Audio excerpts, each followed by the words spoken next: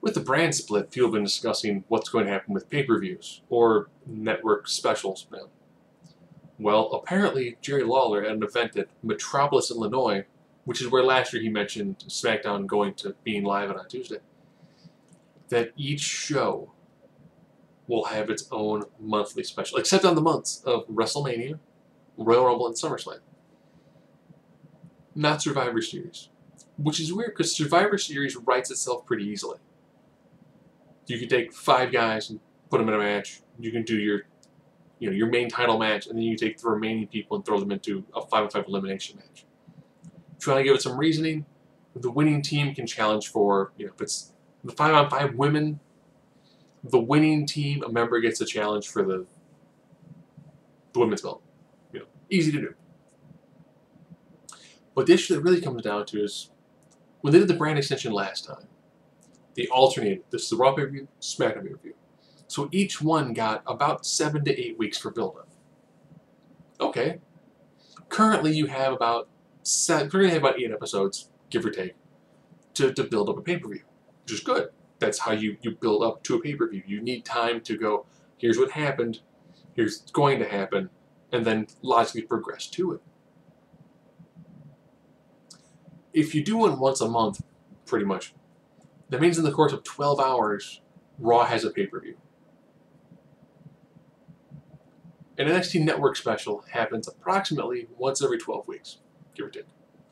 So NXT does 12 hours to build a pay-per-view. A 2-hour pay-per-view.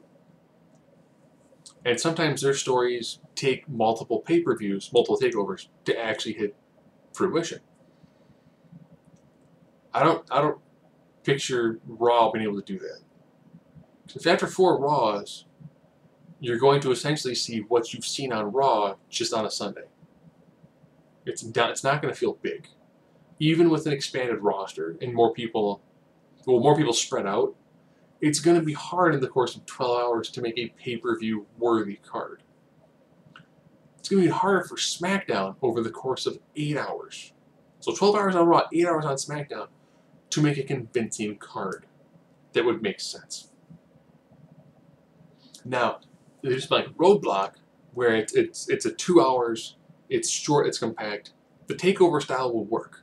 Takeover style is about 5 matches. Pay-per-view currently has 8 matches. It's easier to construct 5 solid matches in 8 hours or 12 hours. It's harder to do 8 solid matches in 8 hours. That would be tough, because you're going to see a lot of same matches you've seen one event to the next. And that's almost going to kind of burn through your roster too quickly. People that did initially complain that, well, if you did it the other way where you would split pay-per-views, well then the main reason for the roster split is to get people to have more exposure. If you were to reduce the amount of events they can be on, it reduces the amount of exposure. Yes and no. A lot of people currently aren't on pay-per-views. Roster split, they'll be on pay-per-views. If you're currently on a couple a year, going from a couple a year to a couple a year doesn't really impact how much money you make.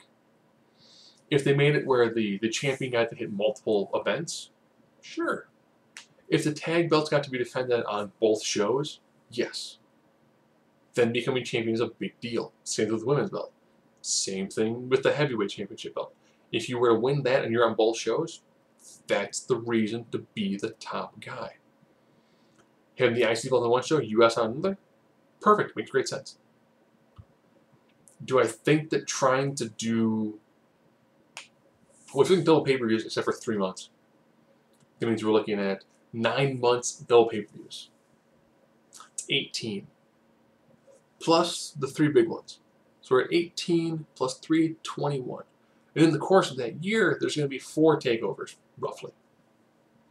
Okay, so we're at 25 independent shows beyond the 3 that are currently done every single week.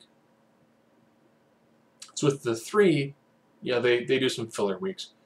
So we'll say the 3 makes about 153, give or take. So we're now up to 153 plus that, well, We say 150 because the takeovers take on the Wednesday spot, which is actually the NXT spot.